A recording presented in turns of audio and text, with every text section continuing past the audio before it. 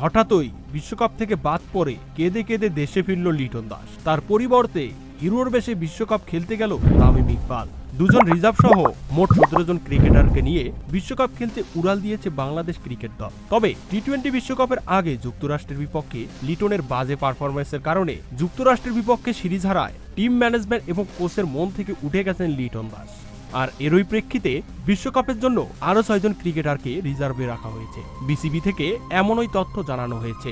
বিশ্বকাপের জন্য ঢাকায় মিরপুর স্টেডিয়ামে আলাদাভাবে প্রস্তুতি নিচ্ছে এই 6 ক্রিকেটার। বাংলাদেশ দলের নির্বাচক জানান, বিশ্বকাপের নিয়ম অনুযায়ী সুযোগ থাকছে ব্যাকআপ ক্রিকেটার প্রস্তুত রাখার। তাই আমরা লিটনের পরিবর্তে তামিম ইকবাল এবং শান্তর পরিবর্তে মেহেদী হাসান মিরাজকে প্রস্তুত রাখছি। তবে এর বাইরেও সুখবর হচ্ছে, এই রিজার্ভ ক্রিকেটারদের মধ্যে সাইফুদ্দিনও থাকছেন। তো দর্শক, বিশ্বকাপে লিটন দাসের পরিবর্তে ব্যাকআপ ক্রিকেটার হিসেবে তামিম ইকবালের এমন চমক আপনাদের কেমন লেগেছে তা অবশ্যই জানাবেন কমেন্ট।